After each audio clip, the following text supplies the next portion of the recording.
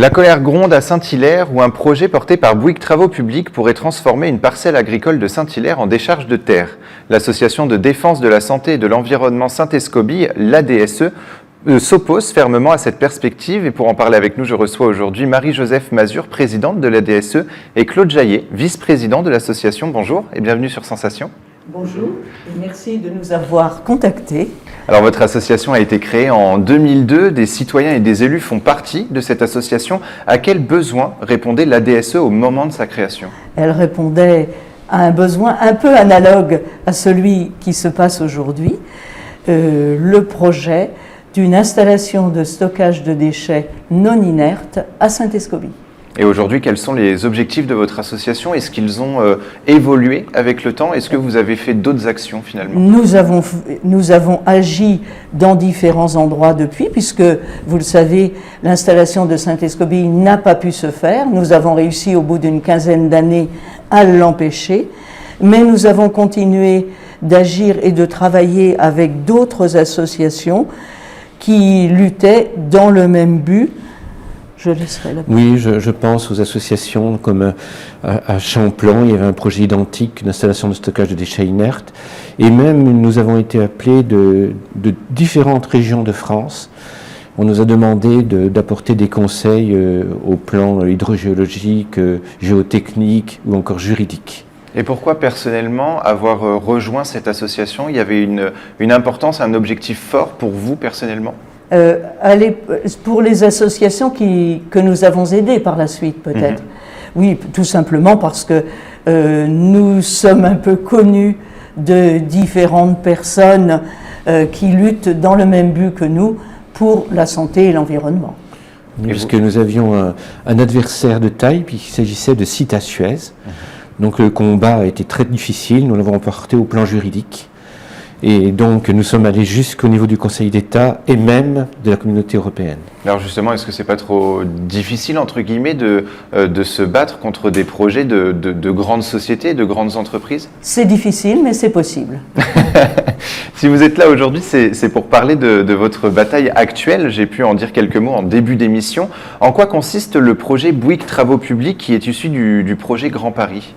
Alors, ce projet Bouygues Travaux Publics consiste en l'enfouissement de terres dites naturelles, terres et cailloux, d'après ce qu'on nous a expliqué, qui seraient déposés donc sur une surface de 34 hectares sur un terrain agricole qu'on décaisserait pour apporter une surélévation de terre. Ce terrain étant en pente, ils élimineraient la pente.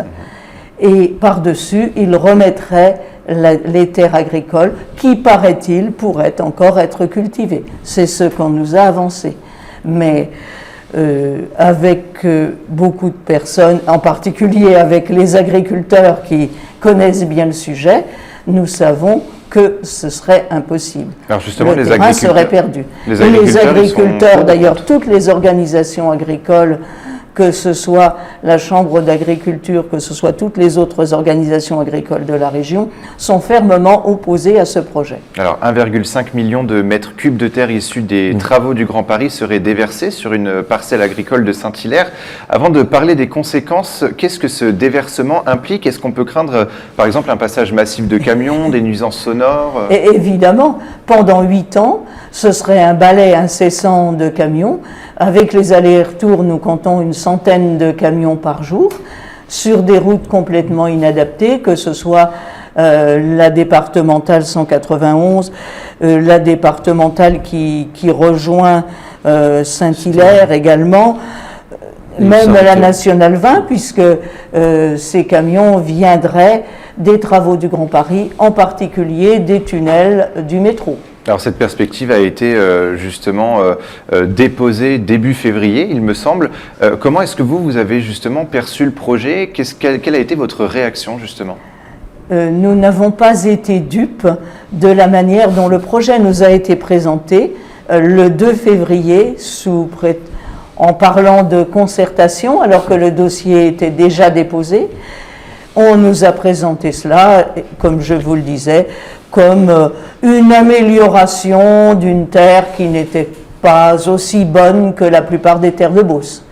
Mais nous n'avons évidemment pas été dupes et nous nous sommes rendus compte de tous les dangers que cela présentait sur un terrain en pente, au-dessus d'une vallée protégée, au-dessus de cultures qui sont très importantes dans notre région, la créciculture.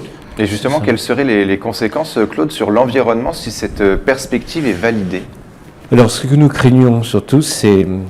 nous avons interrogé Bouygues, et aujourd'hui, on n'a aucune information sur la provenance précise de ces déchets, sur leur nature et sur la traçabilité.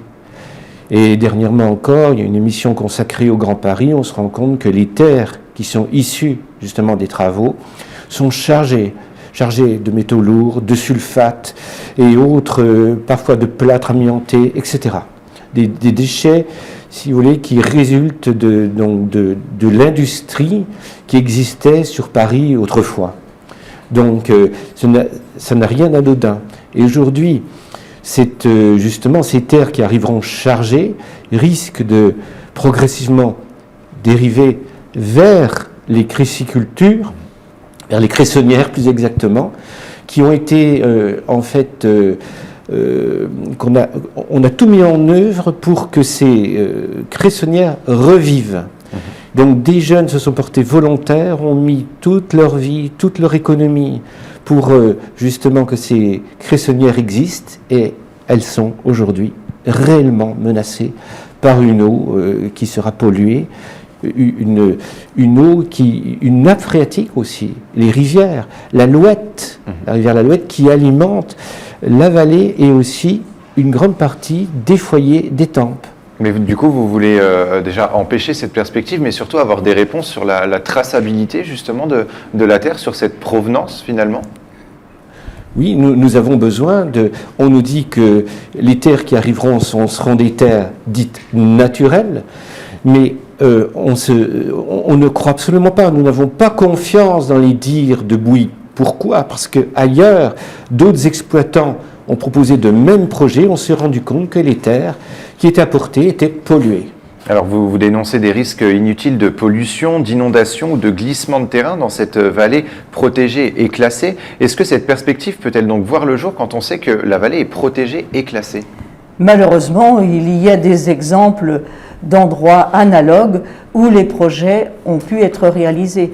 Mais nous mettons tout en œuvre pour l'empêcher. Nous avons, comme je vous le disais précédemment, le soutien des agriculteurs et nous travaillons avec l'ensemble des élus, l'ensemble des maires de la communauté d'agglomération de l'Étampois Sud-Essonne sont avec nous. Il y a eu une motion qui a été votée récemment, beaucoup de délibérations des différentes communes, non seulement de l'Essonne, mais aussi de l'Eure-et-Loir, des Yvelines, arrivent pour s'opposer à ce projet. Il y a eu une question parlementaire qui a été posée par notre député Bernard Boulet à la ministre du Développement durable.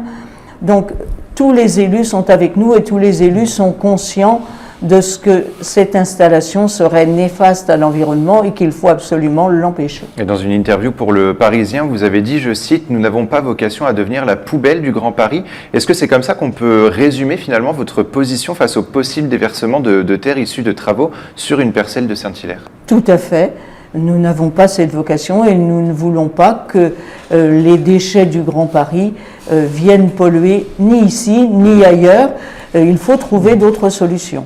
Et le soutien, c'est important justement, vous parliez des maires, etc. C'est important d'avoir le soutien justement d'élus? Oui, justement. À Saint-Escobie, si nous avons gagné, c'est parce que nous étions unis, élus, associations, citoyens, à travailler ensemble.